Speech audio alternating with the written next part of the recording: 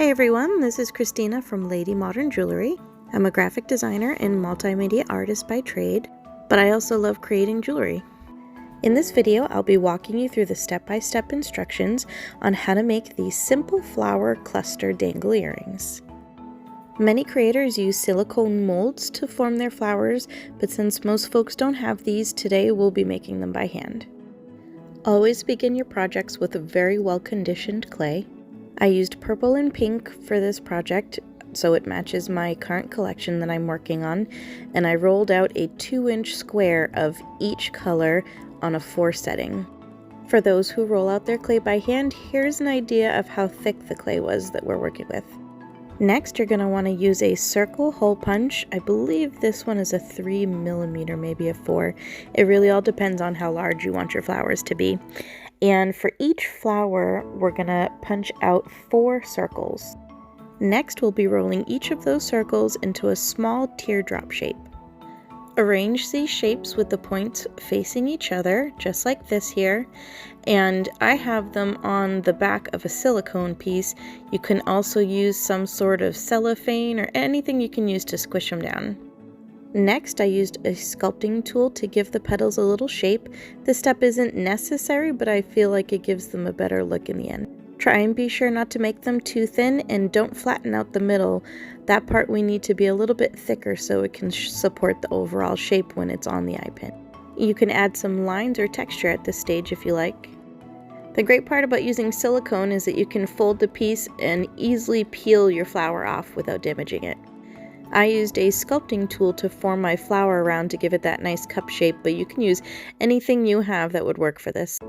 I used the ball pin itself to make the holes in the flowers to make sure the hole was the correct size. This ball pin is what will attach the flower to the earring. Here are all my cute little flower babies, and the amount you're going to make will depend on how large you want the earring to be or how long and dangly you'd like it to be. I'd like this set to fit in with the current collection I'm working on, so mine won't be nearly as long or dramatic as some of them can get. And it's certainly not necessary to color them, but again, I do want them to match the collection I'm currently working on, so I did color mine, and I'm actually pretty happy with how they came out. I gave them a 2-tone metallic sheen, and they remind me of little fairies. I really love them. I baked them on plain white printer paper on top of a tile in a standard oven set to 275 for 45 minutes. And I do use oven thermometers, multiple ones, to make sure that the temperature is the same throughout the entire bake, which is very important. And look how cute and shimmery they came out. I'm so happy with them. They didn't change shape or size at all. Everything came out great. Now it's time to trim the ball pins.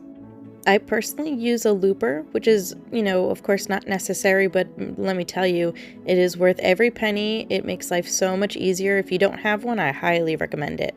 I also find that doing this type of work with a looper helps to keep from damaging the flowers or berries or whatever type of clay bead you're trying to make. After I trimmed the loops on the flowers, I assembled some Swarovski beads on ball pins as well and put some loops on those. And then I had to make the decision on what type of stud I wanted to use for this set. Keep in mind you probably want to use a stud with an open loop for these. I grabbed a length of chain and then sort of played around to decide what sort of design I'd like to do with the earrings. When you attach your flowers and your beads to the chain, be sure to swing your loop out. Do not open the loops wide. And then attach it by swinging the loop back closed. As you can see, I went with a long stud because I feel like it gives it a nice dramatic feel. And it's working up pretty quickly. It's already coming together. Since I'm doing a small cluster today, there really isn't enough space to work with any ombre or size changes. I was hoping to make a pair that looked like they were plucked straight out of a fairy garden, and I feel like that's exactly what they look like. I'm pretty happy with them. Thank you all so much for checking this out. It was a lot of fun to make, and I hope this video is helpful. If you'd like to see more of my jewelry, you can find me at Lady Modern Jewelry on Instagram. I'd love your support. And if you'd like to see some of my artwork, I'm at KM Patinade Studio on Instagram as well. Have an awesome day, everyone. Bye.